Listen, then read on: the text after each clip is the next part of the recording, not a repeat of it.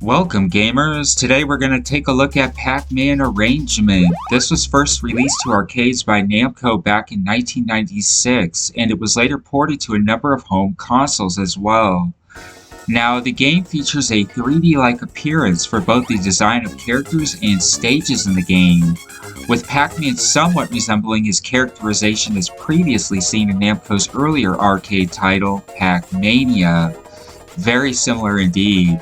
So for starters, the game features 4 classic ghosts from the original Pac-Man series, including Inky, Pinky, Blinky, and Clyde.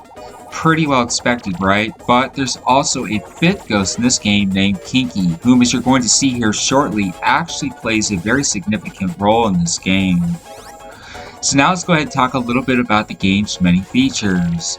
So the game boasts a number of power-ups that typically appear at the maze starting points, as would be expected in most Pac-Man games.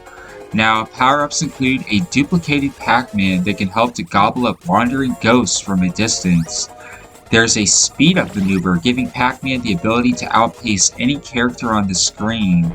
And there's even a magic wand power-up that turns the ghosts into harmless presents that give players an added bonus when eaten. So now let's go ahead and talk a little bit about this character Kinky, since he plays such a significant role in the game. Now, when Kinky first appears, he's automatically in a vulnerable blue mode state, and if he's eaten by Pac-Man, he actually acts as a power pellet, and he can also unlock many of the game's special power-ups. Well, that is if you can actually manage to catch him. Now, if the other ghosts collide with Kinky instead of Pac-Man, they transform into super ghosts with added abilities. For instance, Blinky becomes this bull-like character with horns that has the ability to dart across the screen in an instant, putting Pac-Man at a greater risk if he should fall within Blinky's path. So pretty much, characters all have these transformations when they collide with this character Kinky. Now, here I'll give you an example of some of the other transformations. So if Kinky collides with Pinky, then Pinky becomes a rabbit-like character that bounces around the screen aimlessly. If he collides with Inky, then Inky unleashes a second ghost that mirrors his own actions. Now, if Kinky collides with Clyde, then Clyde unleashes additional and larger Pac dots from previously completed parts of the maze. So it's really interesting. You have all these transformations and changes in the game that take place with these collisions between one character and the other 4 ghosts.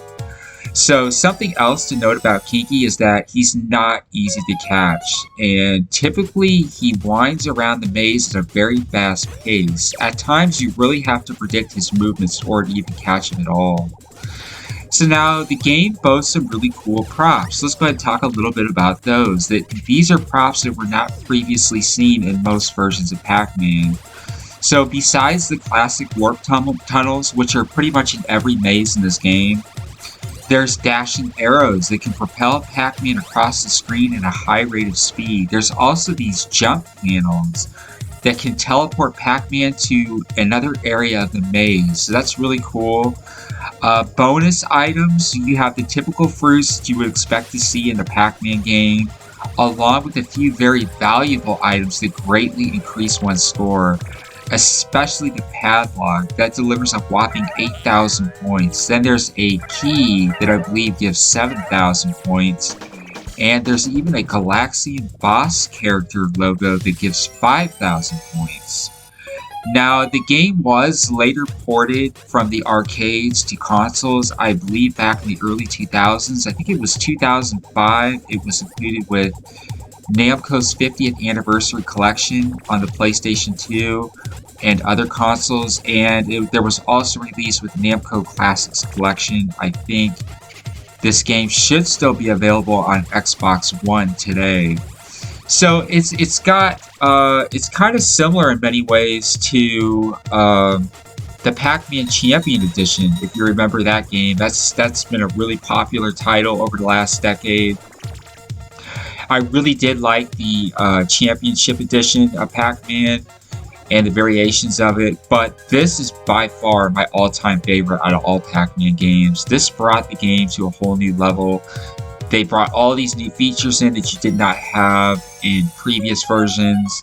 Really, really cool stuff. Like I said, they pretty much took the Pac-Man character that they had included in Pacmania and just kind of ported him in here. He looks very, very, very similar to his representation in that game. Now, so you can see those jump panels in the corners there. You can just basically, it's a great evade maneuver because you just jump on that jump panel and it just flings you across the screen to another area, takes you out of the line of fire of the ghosts. Getting the pellets is pretty tricky. These mazes are pretty tricky. Now, all the mazes in this game are all different. Some are unique. Sometimes you'll get like 2 or 3 mazes that are very, very similar, but they're not entirely the same. And it's a lot of fun. I had a lot of fun playing this game. It gets super challenging. Once you get to like stage, I think 16 or 17, it starts to get really rough. And I think there is 23 stages in all. There are a lot of really unique designs for the stages. You can see here, this one's got like this lush green environment. And this is where it starts to get kind of tricky because, you know, you have dead ends in certain places. And it can get really tricky to try to escape from the ghosts. So you have these, you can see those power pellets there. There's like one that's orange, one that's blue, one that's pink. And those are they basically appear whenever you have these collisions. Whenever you lock the power-ups, you have the collisions with that 5th character, Kinky. You can see there's Blinky in his bowl state. He was like red there. You can see he had horns and stuff. So that's one of the transformations. There he is again.